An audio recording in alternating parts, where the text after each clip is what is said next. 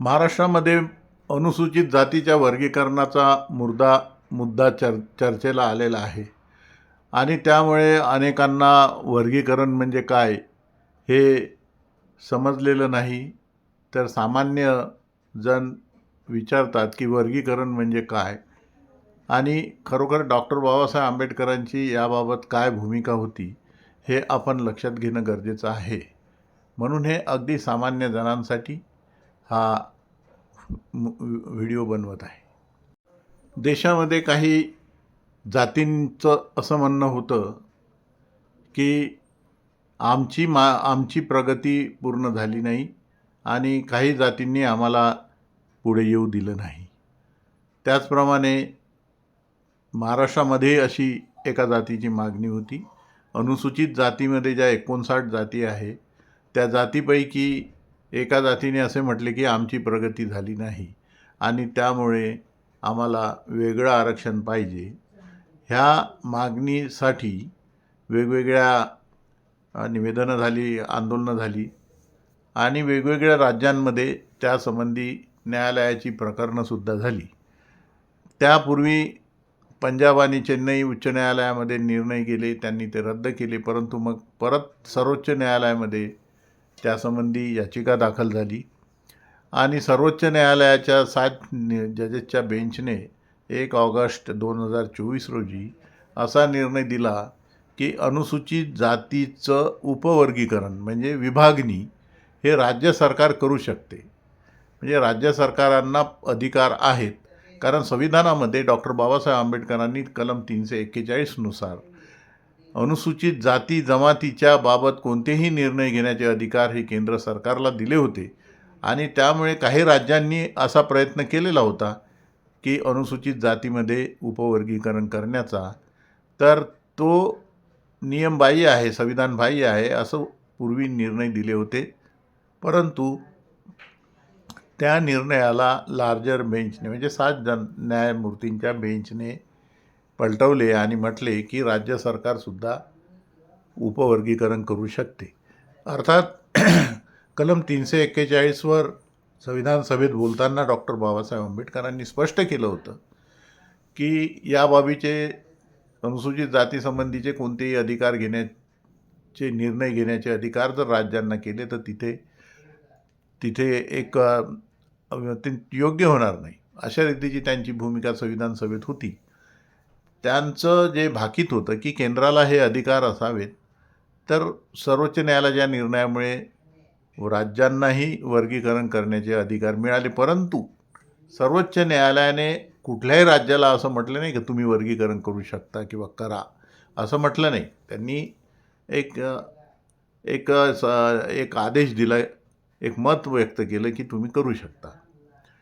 त्यानुसार काही राज्यांनी वर्गीकरण केलं. राजस्थान, हरियाणा, पंजाब, तिकडे आंध्र ह्या राज्यांनी केलं आणि कर्नाटकामध्ये आता झाल्याचं उपवर्गीकरण झाल्याचं ऐकायला येते.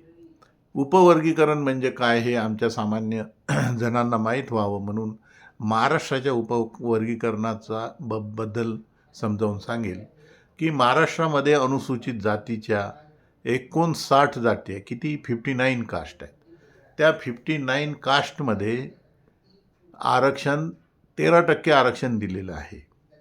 बी.डी. देशमुख समिती होती एक, त्यांनी दिलेल्या अहवालानुसार 1965 पासून अनुसूचित जातीला 13%, जमातीला 7% आणि OBC यानंतर OBC वर्ग तयार केला. तर 1965 पासून अनुसूचित जाती आणि धर्मांतरित बौद्ध असा एक प्रवर्ग बनवला आणि त्या प्रवर्गाला महाराष्ट्रामध्ये 13% आरक्षण दिलं आहे. तर ह्या 13%मध्ये किती लोक आहेत? तर 59 लोक आहेत. परंतु काही लोकांचं म्हणणं असं आहे की एका कम्युनिटीचं म्हणणं असं आहे की ह्यामध्ये आम्हाला विभागून पाहिजे. तर 59 जातींना 13%मध्ये वेगवेगळं आरक्षण विभागून देणे या प्रक्रियेला उपवर्गीकरण म्हणतात. म्हणजे आता जर अनुसूचित जातीची एक जागा निघाली तर 13%मध्ये कोणत्याही जातीची व्यक्ती अर्ज करू शकत होती, करू शकते, आजही आहे लागू 13%. परंतु उपवर्गीकरण झालं तर समजा एका समूहाला 2% मिळालं, एका समूहाला 5%, एका समूहाला 60% मिळालं, तर त्या 13%मध्ये जे 59 जातीची विभागणी होईल, त्या विभागणीमध्ये त्याला 2%च्या मध्येच त्याला अर्ज करता येईल. म्हणजे त्या गटाला समजा बौद्ध आहे, बौद्धांना 60% आरक्षण मिळालं, तर त्याला 60%मध्ये आरक्षण मागता येईल. अशा रीतीची ही विभागणी आहे. तर ही विभागणी करण्यापूर्वी आपण डॉक्टर बाबासाहेब आंबेडकरांच्या काय भूमिका होत्या हे सुद्धा लक्षात घेतल्या पाहिजे. डॉक्टर बाबासाहेब आंबेडकरांच्या भूमिका सरकारने आणि सर्वोच्च न्यायालयाने सुद्धा लक्षात घ्यायला पाहिजे. कारण आरक्षणाचा जो मुद्दा आहे तो डॉक्टर बाबासाहेब आंबेडकरांमुळे संविधानामध्ये आलेला आहे. त्या महापुरुषांच्या ची जी दूरदृष्टी होती, ती दूरदृष्टी सर्वांनी लक्षात घेणं गरजेचं आहे. तर डॉक्टर बाबासाहेब आंबेडकरांनी जेव्हा जेव्हा अनुसूचित जातीच्या आरक्षणाची मागणी केली किंवा अस्पृश्यांच्या प्रगतीसाठी ज्या ज्या काही मागण्या केल्या, कार्य केलं, त्यामध्ये एका विशिष्ट वर्गाला त्यांनी आरक्षणाची मागणी केली नाही. सर्वात आधी तुमच्या लक्षात आणून देतो की 1927ला मुंबई विधानसभेमध्ये डॉक्टर बाबासाहेब आंबेडकर जेव्हा सदस्य होते, तेव्हा त्यांनी प्रश्न केला होता की सरकारी नोकऱ्यांमध्ये अस्पृश्यांना भरती न करण्याचा काही कायदा आहे का? कारण त्यावेळी कुठल्याही डिपार्टमेंटमध्ये, विभागामध्ये अनुसूचित जातीच्या लोकांना भरती केल्या जात नव्हते. तेव्हा त्यावेळच्या इंग्रज अधिकाऱ्यांनी सांगितलं की असा काहीही कायदा नाही. आणि त्यानंतर बाबासाहेबांच्या सांगण्यावरून एक आकडेवारी की कुठल्या डिपार्टमेंटमध्ये कोणते लोक आहे ही आकडेवारी तिथं सादर करण्यात आली होती. त्यावेळी 1928ला शासकीय सेवेतील आकडेवारी जेव्हा सादर करण्यात आली, सर चुनीलाल मेहता यांनी ती सादर केलेली होती. त्यामध्ये मंत्रालयामध्ये त्यावेळी 440 पदं होते. दलित वर्गासाठी, अस्पृश्यांसाठी शून्य होते. त्यावेळी आरक्षण नव्हते, हे तुमच्या लक्षात आणून देतो. त्यावेळी आरक्षण नव्हते 1927-28ला. परंतु तरी आरक्षण नव्हते तरी एक आपली जबाबदारी म्हणून अस्पृश्यांना कुठल्याही नोकऱ्यांमध्ये घेतलेले नव्हते, पोलिसांमध्ये नाही आणि इतर नाही. शासकीय बांधकाम विभागात 91 जागा होत्या, एकही अस्पृश्य नाही. मुंबईचे जिल्हाधिकारी 44 जागा, एकही अस्पृश्य नाही. उत्पादन शुल्क आयुक्त 18 जागा, एकही अस्पृश्य नाही. लघुवाद न्यायालय, उच्च न्यायालय, मुंबई पोलीस न्यायालय यामध्ये जागा होत्या, परंतु त्यांना अस्पृश्यांना तेथे जागा नव्हत्या. परंतु बाबासाहेबांनी विधान परिषदेमध्ये आवाज उठवला आणि त्यामुळे नंतरच्या पुढच्या काळामध्ये काही लोकांना तिथे भरती करणं सुरू झालं. त्यानंतर 23 ऑक्टोबर 1928ला सायमन कमिशन समोर बाबासाहेबांनी जी साक्ष दिली, त्यावेळी त्यांनी संपूर्ण अस्पृश्यांच्या हक्काची मागणी केली. त्यांना विचारण्यात आलं की अस्पृश्य म्हणजेच दलित काय? त्यांनी म्हटलं हो, अस्पृश्य म्हणजेच दलित. त्यानंतर गोलमेज परिषदेमध्ये 1930 ते 32च्या दरम्यान लंडनला जी गोलमेज परिषद ब्रिटिशांनी बोलावली होती आणि इथे स्वातंत्र्य देण्यापूर्वी किंवा इथे संविधान निर्माण करण्यापूर्वी कुठल्या समूहाचे काय अधिकार राहील याबाबतची चाचपणी करण्यासाठी गोलमेज परिषद बोलावली होती. त्या गोलमेज परिषदेमध्ये डॉक्टर बाबासाहेब आंबेडकर अस्पृश्यांचे पुढारी म्हणून आणि श्रीनिवासन हे गेलेले होते. सर्वात आधी बाबासाहेबांना अस्पृश्यांचे पुढारी म्हणून मान्यता मिळाली याचा देखील बाबासाहेबांना आनंद झालेला होता. कारण महात्मा गांधी हे हिंदूंचे पुढारी म्हणून स्वतःला सांगायचे आणि अस्पृश्यांचे कोणी वेगळे पुढारी असू शकतात या गोष्टीला त्यांचा विरोध होता. अशावेळी बाबासाहेबांनी अस्पृश्यांची मागणी गोलमेज परिषदेमध्ये केली. त्यांनी गोलमेज परिषदेमध्ये भावी भारताच्या एकंदरीत संविधानाचं जे स्ट्रक्चर राहील, जो सांसदीय लोकशाही राहील, केंद्र आणि राज्य सरकार राहील, त्यांचे संबंध राहील, हे सुद्धा म्हणजे आज जी भारतीय संविधान आहे त्याचा जो ढाचा आहे तो कसा राहील यावर सुद्धा बाबासाहेबांचं प्रदीर्घ भाषण तिथे झालं. परंतु हा विषय आज आपला उपवर्गीकरणाचा असल्यामुळे आपल्या लक्षात यावं की बाबासाहेबांनी गोलमेज परिषदेमध्ये संपूर्ण अस्पृश्यांसाठी आरक्षणाची, राजकीय आरक्षणाची आणि ॲट्रॉसिटी ॲक्टची मागणी केली होती. त्यांनी असं वेगवेगळ्या जातीसाठी वेगवेगळ्या आरक्षणाची मागणी केली नाही. लेथियन समिती होती, त्या लेथियन समितीमध्ये सुद्धा डॉक्टर बाबासाहेब आंबेडकरांनी संपूर्ण अस्पृश्यांची मागणी केली. त्यानंतर तुम्ही डॉक्टर बाबासाहेब आंबेडकरांचे जर what Gandhi and Congress have done to the untouchable हे पुस्तक वाचाल. हे इंग्रजी खंडाचा 9व्या खंडाचा मराठी अनुवाद पण आलेला आहे. त्यामध्ये काँग्रेस आणि गांधी यांनी अस्पृश्यांसाठी काय केले, त्यातच श्री गांधी आणि अस्पृश्यांची मुक्ती हे सुद्धा पुस्तिका त्यामध्ये आहे. नवीन एडिशनमध्ये ते खंड 9 म्हणून मराठीमध्ये आहे. त्या खंडाचा जर तुम्ही त्या पुस्तकांचा म्हणजे काँग्रेस आणि गांधी यांनी अस्पृश्यांसाठी काय केले आणि श्री गांधी आणि अस्पृश्यांची मुक्ती या दोन्ही साहित्याचा जर अभ्यास केला तर बाबासाहेबांचं संपूर्ण लेखन हे संपूर्ण भारतातल्या, महाराष्ट्रातल्याच नाही तर संपूर्ण अस्पृश्यांच्या उत्थानासाठी, मुक्तीसाठी होते. कुठेही त्यांनी आपल्या स्वजातीचा किंवा एका वेगवेगळ्या जातीचा उल्लेख केलेला नाही.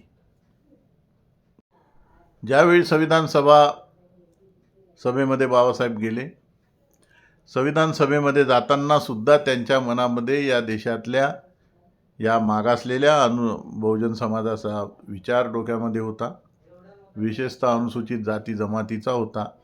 आणि त्यावेळी किती त्यांना त्रास झाला, म्हणजे त्यांना सांगण्यात आलं होतं आधी त्यांच्याबद्दल की आंबेडकरांना दरवाजाच काय तर संविधान सभेच्या खिडक्यासुद्धा बंद राहतील. परंतु मग बाबासाहेबांनी महत्प्रयासाने खुलना मतदारसंघातून ते निवडून गेले. हा सगळा विषय वेगळा होईल.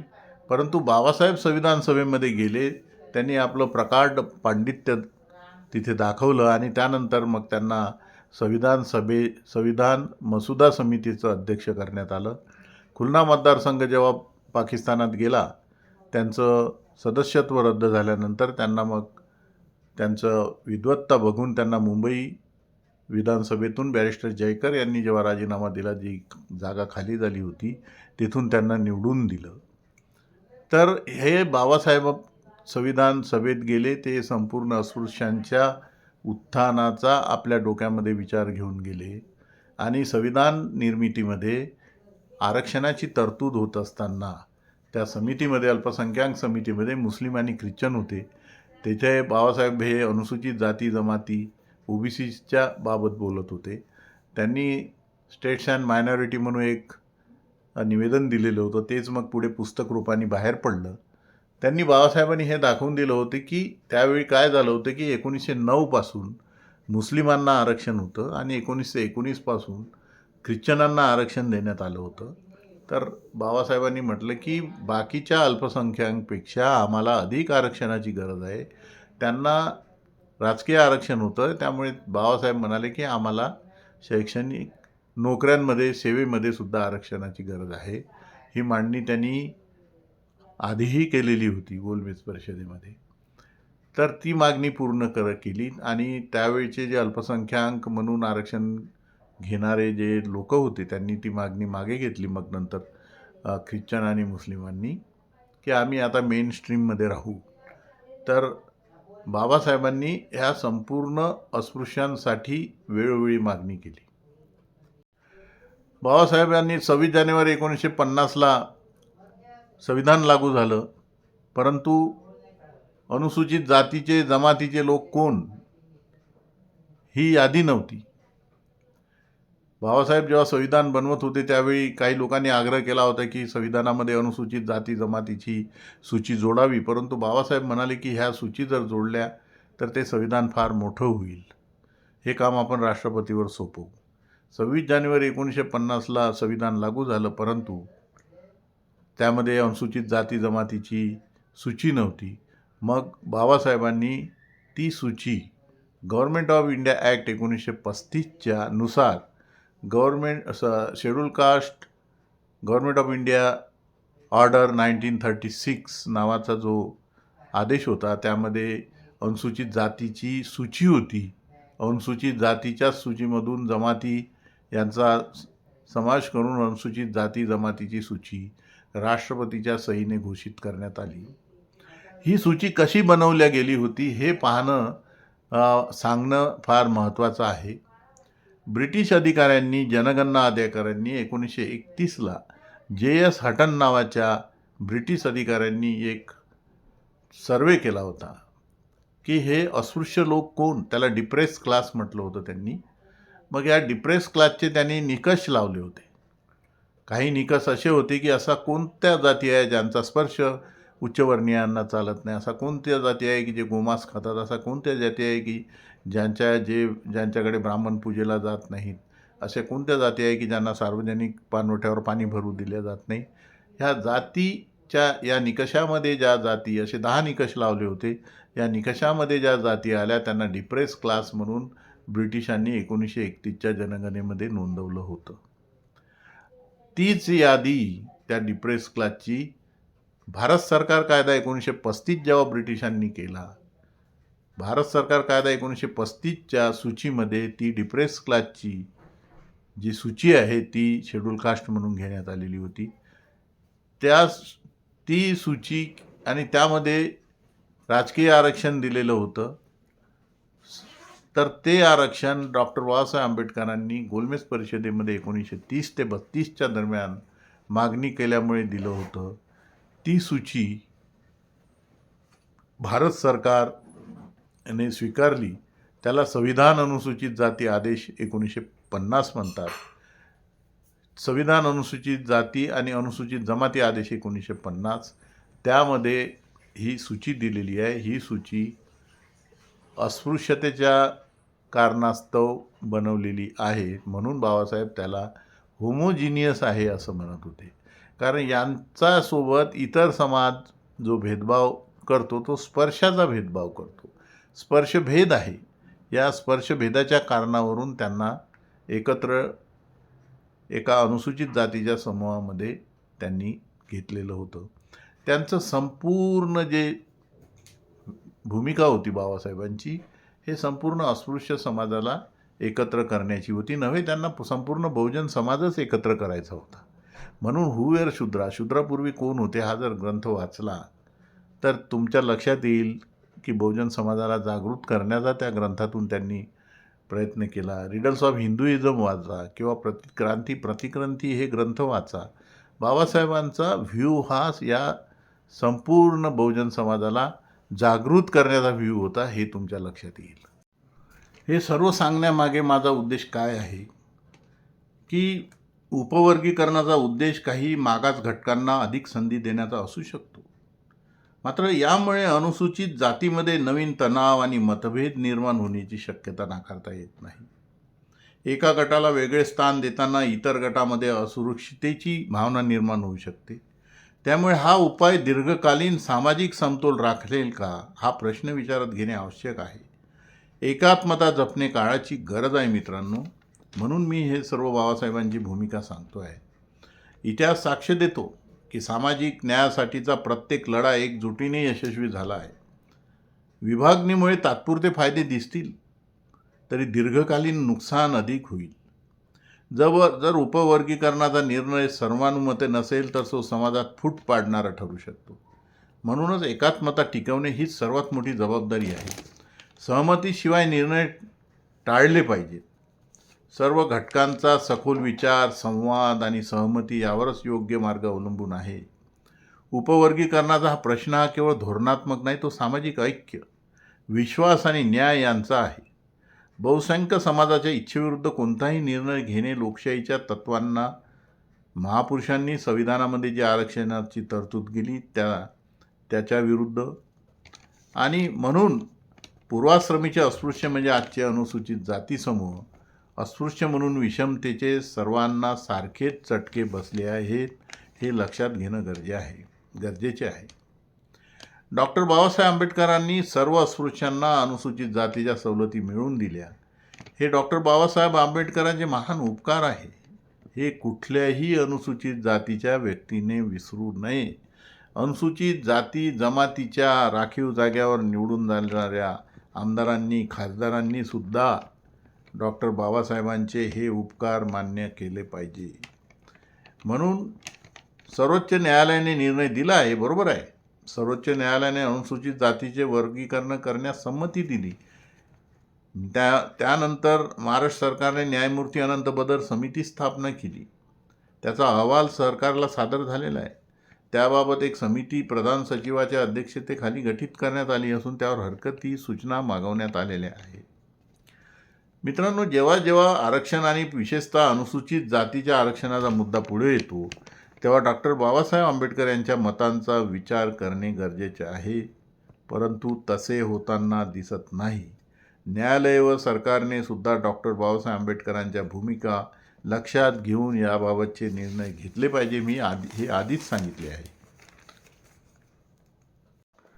डॉक्टर बाबासाहेब आंबेडकर यांनी 9 मार्च 1924ला मुंबई दामोदर हॉल येथील सभेत व्यक्त केलेल्या भावना मी तुम्हाला सांगतो. ते म्हणाले, मी मिळवलेल्या ज्ञानशक्तीचा उपयोग केवळ माझे कुटुंब व जात यासाठी करणार नाही. मी सर्व अस्पृश्य समाजाच्या चळवळीसाठी तिचा उपयोग करणार आहे. त्यासाठी मी अनेक योजना आखलेल्या आहे. त्या सफल झाल्या तर अस्पृश्य समाज व स्पृश्य समाज यांचा फायदा होईल. अस्पृश्यांचे प्रश्न फार बिकट आहेत. ते सर्व मी सोडवू शकणार नाही याची मला जाणीव आहे, परंतु ते सर्व प्रश्न जगाच्या चव्हाट्यावर मांडून मी त्याकडे सर्व जगाचे लक्ष वेधू शकेल एवढा मला विश्वास आहे.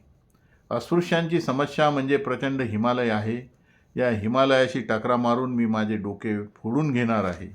हिमालय कोसळला नाही तरी माझे रक्तबंबाळ डोके पाहून 7 कोटी अस्पृश्य लोक तो हिमालय जमीनदोस्त करण्यास एका पायावर तयार होतील व त्यासाठी प्राणार्पण करतील, हे तुम्ही पक्के ध्यानात ठेवा. आपापसात जर अशी तेढ पिकवीत राहिला तर मग मलाच काय, पण प्रत्यक्ष परमेश्वरालाही याबाबतीत काहीही करता येणार नाही. हे मित्रांनो, डॉक्टर बाबासाहेब आंबेडकर लेखन व भाषणखंड 18:3 यामध्ये आहे.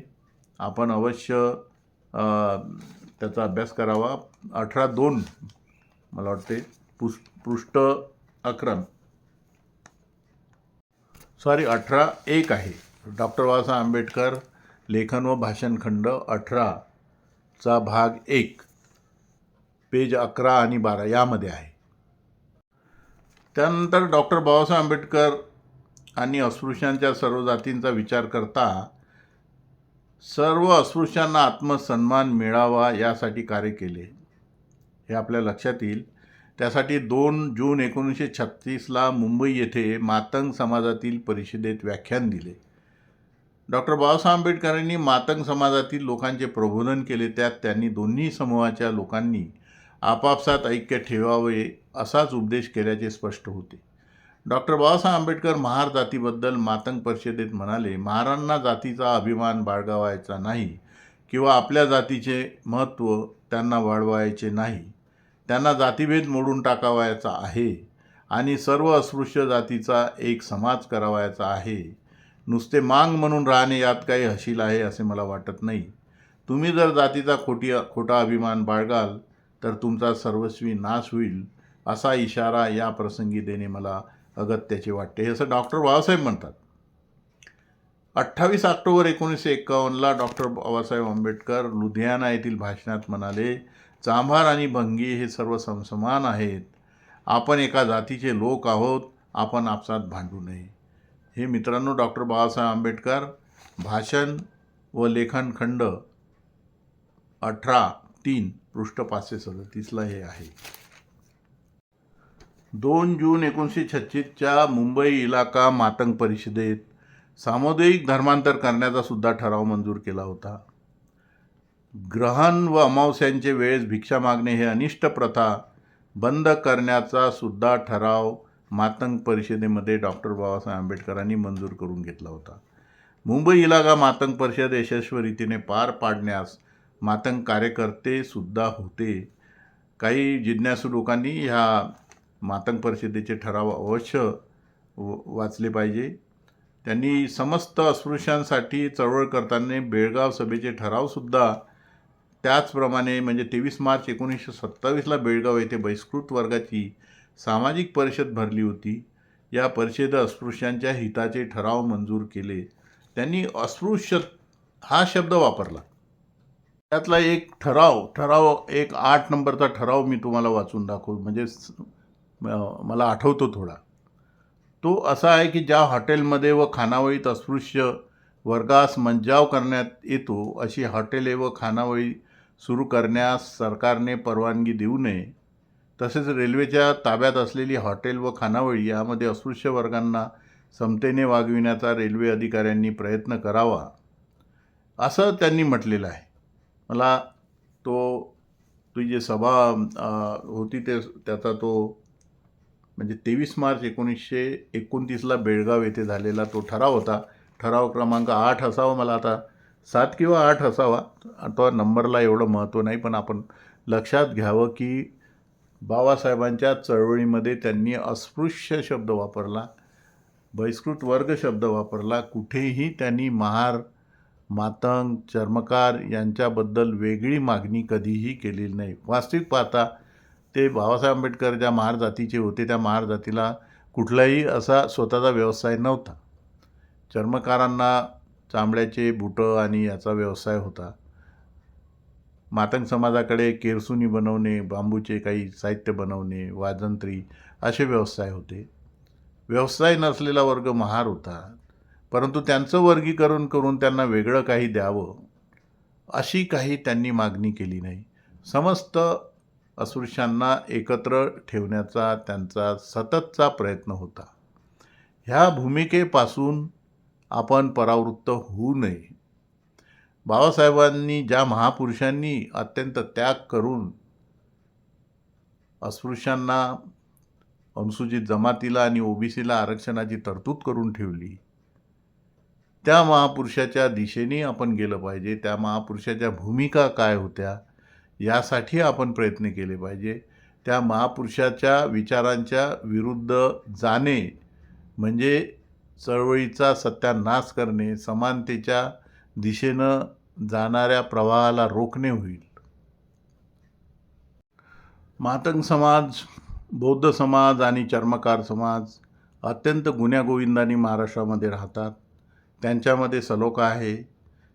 एखाद्या जातीवर अन्याय अत्याचार झाला तर दुसरी जात धावून जाते, अशी परिस्थिती आहे. त्यांच्यामध्ये कुठलाही तणाव नाही, परंतु काही अपप्रवृत्ती याला गालबोट लावण्याचा प्रयत्न करतात, हे आपण ओळखले पाहिजे. विभाजनवादी काही शक्ती असतात, त्यांना या देशामध्ये विभाजनच करायचं असते आणि काही राजकीय पोळी लाटायची असते.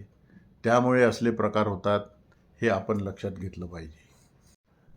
उपवर्गीकरणामुळे बौद्धांची लोकसंख्या अधिक असल्यामुळे त्यांच्या वाट्याला अधिक जागा येतील, आरक्षण मिळेल.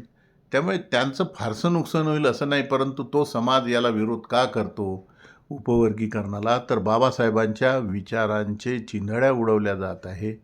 त्यासाठी हा विरोध करतात की बाबासाहेबांनी दिलेल्या दिशेने, बाबासाहेबांनी जी आत्मसन्मान चळवळ सुरू केली, ती आत्मसन्मान चळवळ एकजुटीने जर आपण राहिलो तर ती यशस्वी होईल. ही भूमिका समस्त बौद्धांची आहे. उपवर्गीकरणाला विरोध करणाऱ्या लोकांची, कार्यकर्त्यांची ही भूमिका आहे की बाबासाहेबांच्या दिशेने आपण गेलं पाहिजे. बाबासाहेबांची भूमिका समस्त बहुजन समाजाला एकत्र ठेवण्याची होती, अनुसूचित जाती जमातींना एकत्र ठेवण्याची होती. आणि जर तुम्ही एकीने राहाल तर तुमची ताकद मजबूत राहील आणि तुम्ही वेगवेगळे पडाल तर शक्ती कमी होईल, अशा रीतीची बाबासाहेबांची भूमिका होती. महाराष्ट्र सरकारने आणि कुठल्याही सरकारने अनुशेष पूर्ण भरलेलं नाही. लोकसंख्येच्या प्रमाणामध्ये बौद्धसुद्धा नोकरीमध्ये गेलेले नाहीत. त्यांचाही प्रत्येक जात त्यांच्या लोकसंख्येच्या प्रमाणामध्ये नोकरीमध्ये नाही, ही वस्तुस्थिती आहे. त्यामुळे कोणी कोणाच्या जागा लाटल्या हे म्हणण्यात काही अर्थ नाही. एकाही जातीने पूर्णतः आपल्या लोकसंख्येच्या प्रमाणात जागा घेतलेल्या नाही. त्याबद्दलचा कुठलाही अहवाल कलेक्ट केलेला नाही, ज्याला इम्पिरिकल डाटा म्हणतात, की बाबा 59 जातीपैकी कुठल्या जाती किती प्रमाणामध्ये नोकऱ्यामध्ये आहे आणि त्यांचं लोकसंख्येचं प्रमाण काय आहे, हे काहीही अभ्यास न करता वर्गीकरण करायचं असा निर्णय घेणं कितपत योग्य आहे. आणि जर गरज असेल तर करा, गरजच नसेल, सर्वात आधी तर सरकारने हे ठरवायला पाहिजे होतं की इथे वर्गीकरणाची गरज आहे काय, आणि हे वर्गीकरणाची गरज आहे की नाही ठरवण्यासाठी 59ही जातीच्या प्रतिनिधींशी चं म्हणणं ऐकून घ्यायला पाहिजे होतं. आणि त्यानंतर जर गरज असेल इम्पिरिकल डाटा तयार करायला पाहिजे होता आणि त्यानंतर मग ठरवायचं की वर्गीकरण करायचं की नाही करायचं. कुठलाही अहवाल नाही घ्यायचा आणि कधीतरी जनगणना गृहीत धरायची आणि कोणते तरी आकडे गृहीत धरायचे आणि वर्गीकरणाचा घाट मांडायचा, हे हे बरोबर नाही आहे. आता जनगणना होऊ घातलेली आहे. 80,60,000च्या जवळपास गेल्या वर्षी 2011च्या जनगणनेमध्ये महार ही लोकसंख्या होती. त्यावेळी काही लोकांनी धर्मबौद्ध जाती बौद्ध सांगितल्यामुळे त्यामध्ये सुमारे 20 लक्ष लोक कमी पडलेले होते. आज जर जनगणना झाली तर सर्व लोक आपल्या ह्या उपवर्गीकरणामुळे आपलं आरक्षणाची टक्केवारी कमी होऊ नये यासाठी योग्य प्रकारे जातीची नोंद करून ही एकट्या बौद्ध समाजाचीच जी नोंद आहे ती 1 कोटीच्या वर जाईल. 1,20,00,000 जाऊ शकते. कारण लोकांनी आता चंग बांधलेला आहे की आपल्या विरोधात ही मंडळी आहे आणि आपल्यापासून वर्गीकरण करून आपलं आरक्षण हिसकावून घेण्याचा जो प्रयत्न आहे, त्यामुळे लोक सतर्क होऊन जनगणनेमध्ये सुद्धा योग्य ती नोंद करणार आहेत. ज्या बौद्ध समाजाने खूप प्रगती केली म्हणून सांगितल्या जाते त्या बौद्ध समाजाची परिस्थिती काय आहे हे आपण जर बघितलं तर बौद्ध समाजाच्या लोकसंख्येच्या प्रमाणामध्ये त्यांची प्रगती झालेली नाही. जे थोडेफार लोक सुशिक्षित आणि समोर आलेले दिसतात ते लोक म्हणजे काही संपूर्ण बौद्ध समाज होत नाही. थोडेफार लोक नीटनेटके कपडे घालतात.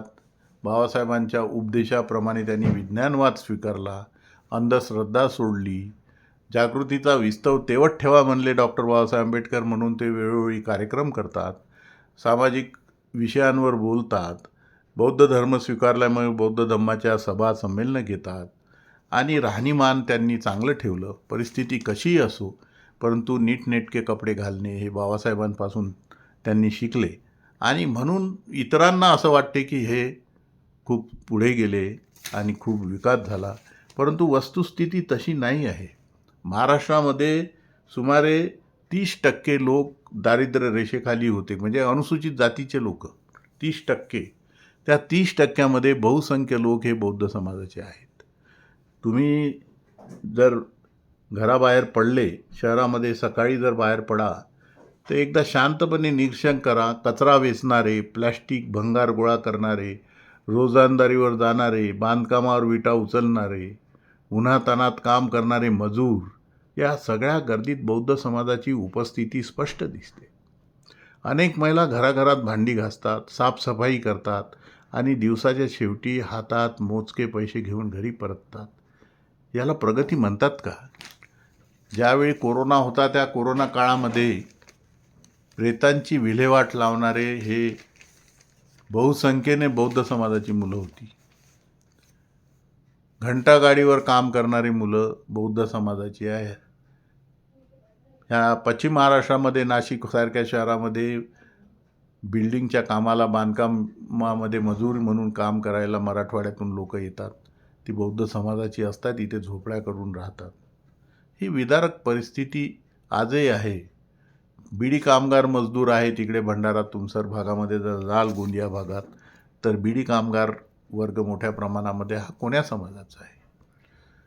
आजही गावखेड्यामध्ये एखाद्या गावात जर 100 घरं बौद्धाची असतील तर त्याच्या 4-5 घरी गॅसची शेगडी आहे. बाकीचे लोक लाकडावर चुलीचा स्वयंपाक करतात. पाणी कितीतरी दुरून डोक्यावर भरून आणतात, डोक्यावर बादली घेऊन गुंड घेऊन पाणी भरतात. शेतमजुरी करणारे, भूमिहीन, बेघर हे सर्व चित्र तुम्हाला बौद्ध समाजामध्ये दिसेल. हमाली काम करणारे दिसतील. विद्यार्थ्यांना शिक्षणाची सोय नाही, राहण्याची सोय नाही, शिक्षण अर्धवट सोडलेलं आहे. मध्ये अहवाल एक वाचला की मातंग समाजाचा शिक्षण सोडण्याचा म्हणजे ज्याला ड्रॉपआउट म्हणतात, ड्रॉपआउटचं प्रमाण हे 62% आहे, तर बौद्ध समाजाचं प्रमाण 46% आहे. म्हणजे फार काही फरक नाही आहे. सर्व दोन्ही जातीची आर्थिक परिस्थिती ही हलाखीचीच आहे. बेरोजगारीचा जर तुम्ही विचार कराल तर बौद्ध समाजाची PhD झालेली मुलं बेरोजगार आहेत, इंजिनियर झालेली मुलं बेरोजगार आहेत, खूप सारे विद्यार्थी अनएम्प्लॉईड आहेत, नोकरीच्या शोधात आहेत, रिक्षा चालवतात पदवीधर असूनसुद्धा, वाटेल ते काम करतात, मिळतील ते काम करतात, गाडीवर ड्रायव्हर आहेत, कोणी प्लंबरचे काम करतात. ही अशी परिस्थिती बौद्ध समाजाची सुद्धा आहे. बौद्ध समाजाची प्रगती झाली हे इतरही लोक म्हणतात आणि बौद्ध समाजाची नेते प्रतिनिधी म्हणतात, परंतु मागे जर वळून बघाल तर वस्तुस्थिती वेगळी आहे. बौद्ध समाजाच्या जाणकार यंग स्टॅटिस्टिक्स समजणाऱ्या युवकांना मी आवाहन करेल की तुम्ही आपल्या आपल्या गावाचा, जिल्ह्याचा एक अहवाल तयार करा आणि खरोखर बौद्ध समाजाचं चित्र काय आहे ते विदारक चित्र इतर समाजाच्या आणि सरकारच्या समोर आणा. बेकारीमुळे व्यसनाधीनता वाढली आहे. काही ठिकाणी मद्य विक्रीचे प्रमाण आहे. हे कारण मागासलेपणाचे लक्षणं आहेत. हीच लक्षणं आहे मागासलेपणाची. हे तुम्ही लक्षात घ्या. केवळ आंबेडकरी समाज मोठ्याने जयंती साजरी करतो म्हणून तो खूप पुढे गेला. मला मान्य आहे की मातंग समाज, चर्मकार आणि इतरही अनुसूचित जातीचे आणि OBC जमातीचे लोक सगळ्या डॉक्टर बाबासाहेब आंबेडकरांच्या जयंतीमध्ये मोठ्या उत्साहाने सहर्ष सामील होतात. परंतु याचा मला आनंद आहे. परंतु या समाजाची प्रगती झाली आणि त्या समाजाची प्रगती झाली नाही हे म्हणणं म्हणजे भेदाभेद निर्माण करणं आहे. दोन्ही समाज मागासलेले आहे. दोन्ही समाजांनी प्रगती करणं गरजेचं आहे. बौद्ध समाज आंबेडकरवादी आहे, विज्ञाननिष्ठ आहे, ही त्याची ताकद आहे. पण याच एका कारणावर शिक्कामोर्तब करून हा समाज खूप विकसित झाला आहे असे घोषित करणे आणि त्याला विकासाच्या संधीपासून दूर ठेवणे हा सरळ अन्याय आहे. विचारांची प्रगती म्हणजे पोटाची, शिक्षणाची आणि रोजगारांची हमी नसते. ज्यांच्या हातात अजूनही रोजगारीचे काम आहे, ज्यांच्या घरात अजूनही अनिश्चितता आहे, त्या समाजाला तुम्ही पुढे गेलात म्हणून बाजूला सारणे हे वास्तव नाकारण्यासारखे आहे. अनुसूचित जातीच्या उपवर्गीकरणाचा मुद्दा पुढे करून बौद्ध समाजाला प्रगतीच्या मुख्य प्रवाहातून ढकलण्याचा प्रयत्न होत असेल तर तो धोकादायक आहे. कोणताही निर्णय ठोस, अनुभवाधारित आकडेवारीवर घ्यायला हवा. केवळ धारणांवर नाही, म्हणजे फिल्मी किंवा म्हणजे केवळ कल्पनेवर नाही. बौद्धांनी जास्त फायदा घेतला हा आरोप मोठ्यानं मांडणे सोपं आहे, पण त्यामागे ठोस पुरावे कुठं आहेत? वास्तव पाहिलं तर फार मोठा बौद्ध समूह अजूनही असंघटित क्षेत्रात, कमी उत्पन्नावर, असुरक्षित परिस्थितीत जगतो आहे. तुम्ही स्लममध्ये जाऊन बघा, वस्तुस्थिती तुमच्या लक्षात येईल. हे वास्तव कोणीही सरकारनीसुद्धा लपवू नये अशी माझी सरकारला सुद्धा विनंती आहे. आपल्या घरातली स्थिती आपल्यालाच प्रामाणिकपणे पाहावी लागते मित्रांनो. म्हणून काही बौद्ध युवकांना, स्टॅटिस्टिकल डाटा तयार करणाऱ्या अधिकाऱ्यांना, लोकांना मी विनंती करतो की त्यांनी स्वतःचा डाटा आता मोबाईल आणि संगणकाच्या जमान्यामध्ये उपलब्ध करून घेता येईल. प्रत्येक गावाचा सर्वे करा. तिथे गरिबीचं प्रमाण काय आहे, शिक्षणाचं प्रमाण काय आहे, बौद्ध समाजामध्ये किती लोक ग्रॅज्युएट आहेत, खूप शिक्षण आहे म्हणजे काय? 10वी 12वी शिकणं म्हणजे शिक्षण आहे का? त्याला कुठं सुशिक्षित म्हणतात का? एवढं काही मोठं शिक्षण आहे का ते? तुमच्याकडे किमान ग्रॅज्युएट किती आहेत? तुम्ही एका गावामध्ये, मी सांगतो 100 जर घरं असेल तर त्या गावामध्ये 10पेक्षा अधिक लोक पदवीधर नाहीत. नोकऱ्यांमध्ये जर बघाल तर विविध आता विद्यापीठाचे कुलगुरू, किती कुलगुरू आहे महाराष्ट्रामध्ये, बौद्ध समाजाचे एकही नाही. न्यायालयामध्ये पी.डी. जे म्हणतात म्हणजे मुख्य न्यायाधीश असतो सगळ्या जिल्ह्याचा एक. सगळ्या जिल्ह्यामध्ये किती आहेत पी.डी. जे? एकही नाही. किती पोलीस आयुक्तालय असतात मोठ्या शहरात?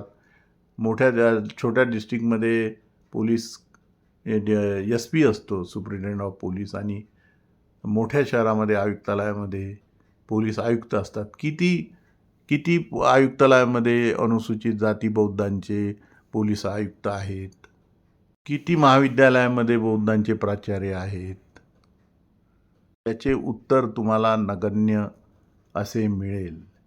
तेव्हा बौद्ध समाजातील प्रतिनिधींनी आणि कार्यकर्त्यांनी सुद्धा स्वतःकडे कठोर नजरेने पाहणे आवश्यक आहे.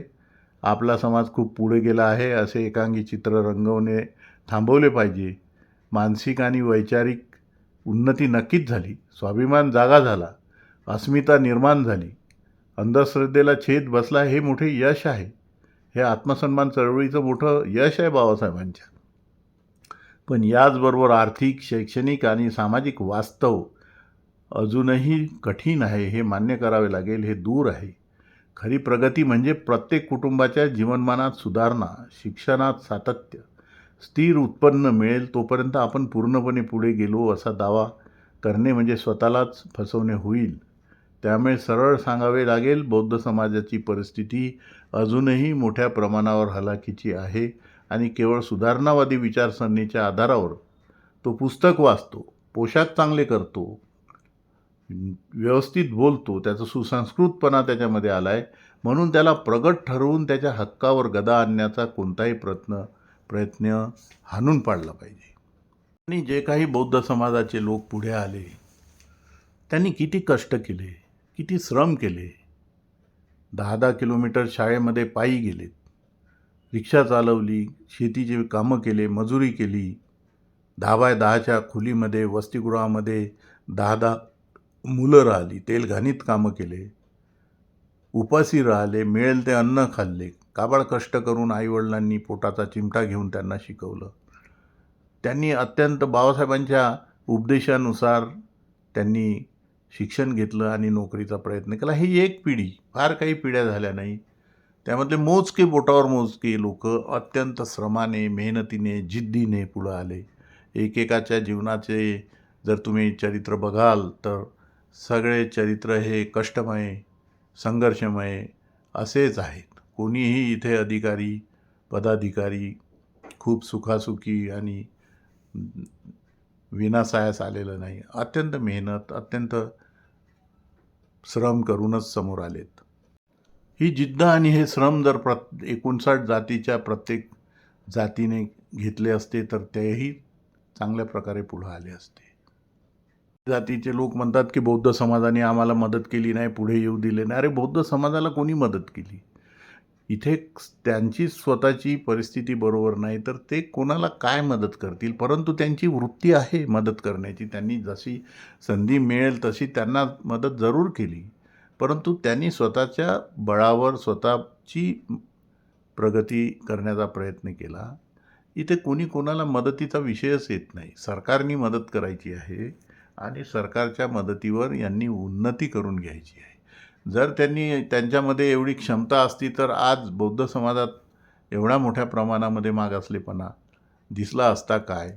आज हजारोच्या संख्येने, लाखोच्या संख्येने शिष्यवृत्तीचे अर्ज पेंडिंग होते. मागे अहवाल आलेला होता. हे कोण आहेत? 2.5 लाखाच्या आत उत्पन्न असणारे शिष्यवृत्ती प्राप्त असतात. हे अनुसूचित जातीचे लोक आहेत. रमाई घरकुल योजना घेणारा जो वर्ग आहे तो कोण आहे? अनुसूचित जातीचा वर्ग आहे. त्यामध्ये मोठ्या प्रमाणात बौद्ध आहेत. जर त्यांच्या समोर गेलेल्या माणसांमध्ये एवढी क्षमता असती तर त्यांनी यांना आधी पुढं आणलं असतं, परंतु त्यांनी प्रयत्न जरूर केले. त्यामुळे ह्या लोकांनी आम्हाला मदत केली नाही असं म्हणणंच चुकीचं आहे. महाराष्ट्रामध्ये खरं तर वर्गीकरणाची काहीही गरज नाही. हा फुले शाहू आंबेडकरांचा महाराष्ट्र आहे. इथे महात्मा ज्योतिराव फुल्यांनी, छत्रपती शाहू महाराजांनी, डॉक्टर बाबासाहेब आंबेडकरांनी, छत्रपती शिवाजी महाराजांनी सर्व बहुजन समाजाला समानतेने वागवण्यासाठी प्रयत्न केले, त्यांनी कधीही असं वर्गीकरण केलं नाही. परंतु या वर्गीकरणाच्या नावावर समाजामध्ये विषमता निर्माण करणे, फूट पाडणे, अशा रीतीचे हे प्रकार जे आहे महाराष्ट्राच्या स्वभावाला अनुकूल नाही. महाराष्ट्रात अशी विभागणीची गरज नाही. बाबासाहेबांच्या उपदेशानुसार चालणारे सर्व लोक आहेत, त्यांनी दिलेले मार्ग आणि दूरदृष्टी यानुसार जर चालणार नाही, जर तुम्ही कोणी बेईमान व्हाल तर त्या समाजाचं भलं होईल असं मला वाटत नाही. कारण महापुरुष ज्यांना बोधिसत्व म्हणतात, डॉक्टर बाबासाहेब आंबेडकरांना बोधिसत्व म्हणतात, त्या बोधिसत्वाच्या विचाराच्या विरुद्ध गेल्यानंतर निसर्ग त्याला माफ करत नसतो. हे एक नैसर्गिक कारण आहे, याच्यामध्ये कुठलाही चमत्कार वगैरे काही नाही. कारण बाबासाहेबांनी जेव्हा असे वर्गीकरण करून ठेवले नाही आणि एकत्र राहा म्हटलं, तर त्यांचा शब्द हा प्रमाण असला पाहिजे. हे तुम्ही पक्क लक्षात ठेवा. बाबासाहेबांची भूमिका ही सर्व अनुसूचित जातीला एकत्र ठेवण्याची होती, समस्त बहुजन समाजाला एकत्र ठेवण्याची होती. हे आपण लक्षात घ्यावं.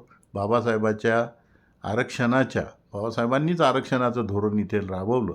त्या आरक्षणाच्या धोरणाचा कुठलाही विचार करताना इथल्या सरकारांनी, इथल्या राज्यकर्त्यांनी, इथल्या न्यायालयांनी, इथल्या विचारवंतांनी, नेत्यांनी बाबासाहेब काय म्हणाले, त्यांची कृती कशी होती याचा विचार केला पाहिजे, असं मी या प्रसंगी सांगेल.